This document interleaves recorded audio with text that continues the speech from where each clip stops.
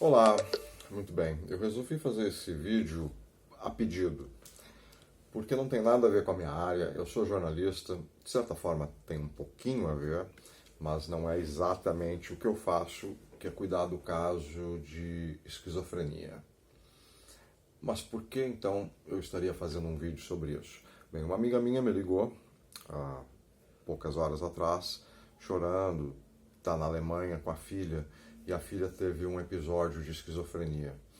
E ela já teve experiência com isso, a mãe, porque o ex-marido, pai da filha, também teve uns 3 ou 4 episódios esquizoides ou de esquizofrenia durante a relação deles, muitos anos atrás. Então ela reconheceu.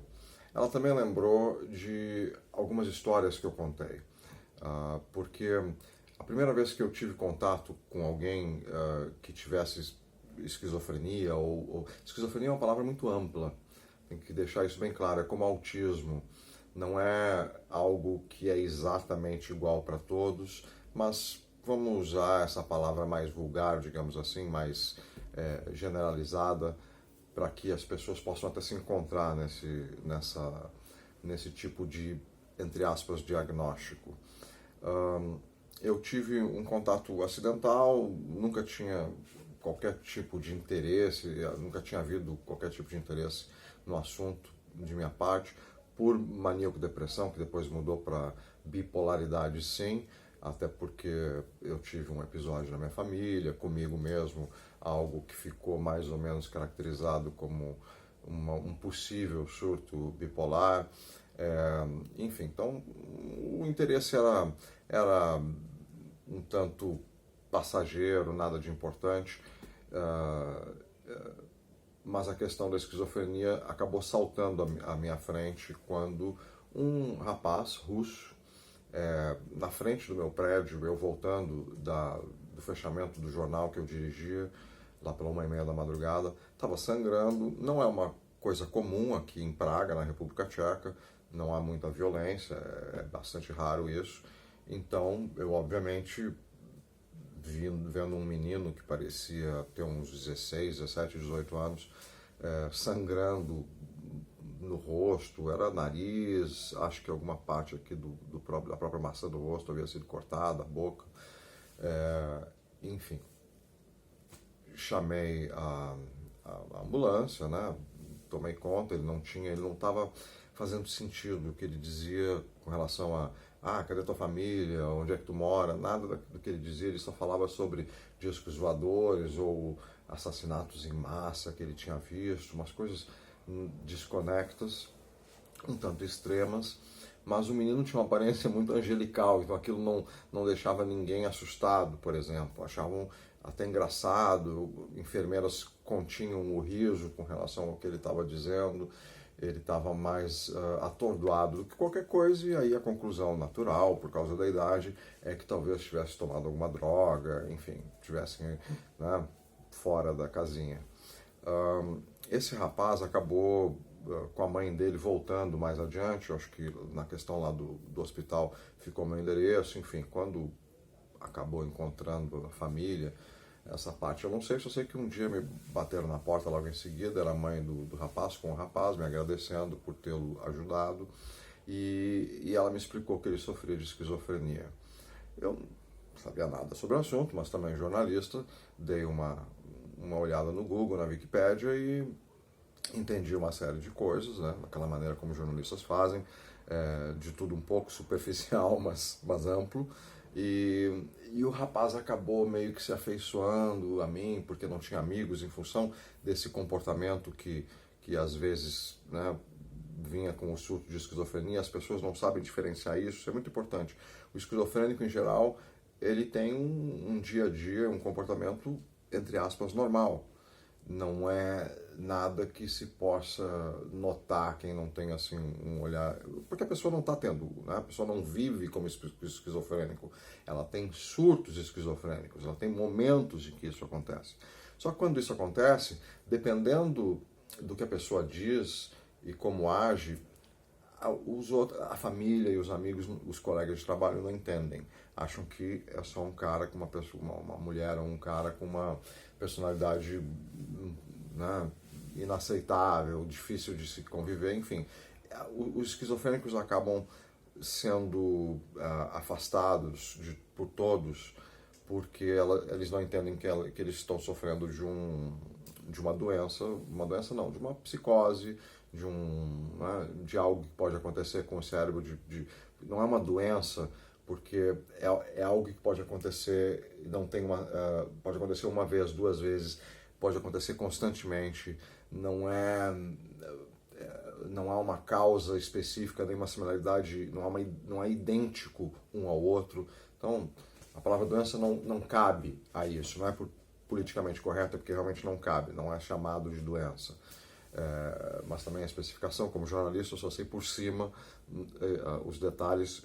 Para isso que tem o melhor jornalista, que é o Google, e o professor Wikipédia, para vocês consultarem. A questão a que eu quero chegar, depois desse longo texto de introdução, é que esse foi o primeiro contato com um esquizofrênico. Ele acabou tendo ele visitava constantemente e teve vários surtos na minha frente, descobri uma série de coisas. Na época se falava sobre o fato de que talvez a maconha levasse à esquizofrenia. Depois não é o contrário, é que dentre as pessoas que foram participantes lá da pesquisa, se haviam pessoas com tendência à esquizofrenia, quem tem esquizofrenia ao fumar maconha imediatamente tem um surto. Eu não vi apenas nesse primeiro caso do russo, vi nos subsequentes 3 casos que apareceram na minha frente pelas coisas do destino logo em seguida. Então eu tive assim uma constância de contato com pessoas que sofriam de esquizofrenia por uns 6 anos, mais ou menos, né? Virei um expert pelos acasos da vida. E tem uma cicatriz, ou umas 3 cicatrizes aqui, não sei se dá para ver direito aqui, um Batman aqui, que foi causado exatamente durante um surto esquizofrênico por o terceiro indivíduo que sofria de episódios de esquizofrenia com o qual eu tive contato direto, constante, às vezes até, dependendo da pessoa, íntimo. Então eu acabei descobrindo certas coisas, porque com a cabeça de jornalista acostumado a espremer e olhar em determinados lugares, porque as pessoas não se dão conta que o jornalista também é uma espécie de detetive, é um antropólogo, é um detetive, é um psicólogo, tem que misturar uma série de capacidades de interpretação e de busca e de como é que se diz, de garimpo das coisas, da informação, e depois colocar, né, junto, conectar, descobrir o que significa. Enfim, é uma coisa muito mais complexa do que as pessoas acham, não é apenas o relatar das coisas. Claro que a todos os níveis de jornalistas, como a todos os níveis, sei lá, de barbeiro, de seja lá qual for, de motorista, de advogado, qualquer profissão, obviamente, tem todos os tipos de níveis, mas o que se pode alcançar como jornalista e com a idade são coisas desse tipo que conseguem desconstruir a complexidade das coisas e aí traduzi-las de forma mais simples para consumo geral, e também as formas de descoberta, de pesquisa. Então, com isso tudo em mão, pela experiência, acabei, durante esse contato com todas essas pessoas que tinham esquizofrenia, descobrindo uma série de coisas e também pesquisando sempre ao mesmo tempo o que se dizia. E as teorias mais recentes falam em uma substituição dos remédios que são importantes em momentos de surto, mas não para serem tomados de forma crônica, porque além de perderem um efeito com o tempo, também é difícil de fazer com que a pessoa o faça, tenha consciência disso. É uma porcentagem pequena das pessoas que sofrem de esquizofrenia que aceitam essa condição e têm consciência e aí tomam por livre e espontânea vontade, como tem que ser diário, então não funciona. Tem as injeções que são mais hardcore, são mais radicais, e todos os químicos, obviamente, no corpo acabam tendo efeitos colaterais, em fígados, rins, etc. Então, existe uma teoria mais moderna que tem a ver com ouvir aquilo que a pessoa durante o surto esquizofrênico quer dizer, concordar sem exaltar, apenas, é verdade, mostrar-se curioso, deixar passar. Esses surtos podem demorar de 20 minutos a 2 horas, mas depois que a pessoa colocou para fora tudo aquilo que está se passando na nossa cabeça, ela se acalma. Claro que isso não cabe nos casos em que está havendo alguma atividade física ou alguma agressividade, que também acontece em casos de esquizofrenia. Mas o substituto mais moderno, digamos assim, ao remédio, essa terapia mais holística, mais pessoal, íntima, que não é para todos, mas que serve para alguns casos, já que os esquizofrênicos podem morar sozinhos, ter vidas independentes, pois não tem não é uma coisa constante, não é um pano de fundo de suas vidas, são momentos. Mas o que essa amiga, 10 minutos depois do início desse vídeo, o motivo pelo qual eu estou fazendo, me pediu muito que fizesse esse vídeo, mesmo não tendo nada a ver comigo, com a minha especialidade, com o que eu faço, com o tipo de vídeo que eu coloco no ar, é que eu dei um conselho para ela, baseado na experiência, nas conclusões próprias do que eu vi com esses 5 casos de perto, que pegasse a filha, e seria assim uma espécie de extensão dessa nova teoria do conversar, do ouvir, de além de conversar, ouvir, deixar ela ter esse surto, que pegasse o celular e gravasse, pelo menos em parte, esse surto. Para que depois, quando passasse o surto, ela assistisse a isso. Não de forma agressiva e imediatamente após o surto. Depois de passados uns 2 dias, 3 dias, quando voltar à sua vida completamente normal, sem resquícios desse episódio, que ela tenha isso. Não só para entender o que se passa com ela, mas para passar a usar, para deixar no seu celular e essa mãe poder, toda vez que a menina estiver em surto, mostrar para ela logo depois ou durante, se tiver um efeito de pará-la, de tomar alguma atitude em função do que ela está pensando e vendo, porque esse é o perigo. O esquizofrênico muito constantemente é uma coisa em comum na esquizofrenia que tem a ver com o pensamentos relativos a OVNIs, a objetos voadores não identificados, extraterrestres, e mortes em massa, né? Tem morte no meio, e conversas com espíritos também, conversas com além, muito comum. Então esses três fatores, aí claro, são contaminados por todas as coisas pessoais que tem na mente da pessoa, no passado, no entendimento, no discernimento da pessoa em comum. Então, essa terapia extra, ou digamos, modernizada da coisa do ouvir, deixar ele também se ouvir, a pessoa que teve o surto mais adiante, para analisar, se conhecer, entender, saber o que acontece consigo próprio, para não levar tão a sério. Voltando àquele primeiro caso que eu conheci, quase 10 anos atrás, do russo, ele hoje em dia é absolutamente consciente da sua esquizofrenia, faz piadas sobre isso, que é muito importante. Então, toda vez que ele está em surto, esses dias a gente exatamente saiu para comer uma pizza, conversar, e ele entrou em surto, porque, claro, em momentos em que a pessoa está nervosa, ela entra em surto. E, claro, né, sabendo que esse é o assunto, acaba o elefante no meio da sala, acaba, né, pisando em cima, então ele entrou em surto durante a pizza. E começou a falar, eu comecei a ouvir, concordar, dali a pouco ele olhou e disse assim, eu tô em surto, não tô? Acho que eu tô falando. Eu disse, tu tá em surto. Ele disse, então tá, mas eu vou continuar a falar. Eu disse, então pode continuar. Veja essa coisa da autoconsciência da situação dele. O que o torna, ele trabalha, aliás, é muito comum entre as pessoas esquizofrênicas, a extrema inteligência em determinadas coisas. O que me deixou a cicatriz, faz programas de computador, cria efeitos especiais para videogames. Esse russo do qual eu estou falando faz também uma coisa que tem de efeitos especiais para televisão, uma coisa complicada mesmo, o que mostra que não tem nada a ver com, ou melhor, talvez tenha até a ver com excesso de inteligência, uma espécie de tilt que pode acontecer com quem pensa muito longe ou muito profundamente. Porque os 5 casos, agora 6º com a filha da minha amiga, tem isso em comum. Tem uma inteligência acima do normal, especialmente em coisas técnicas. Então, é isso aí.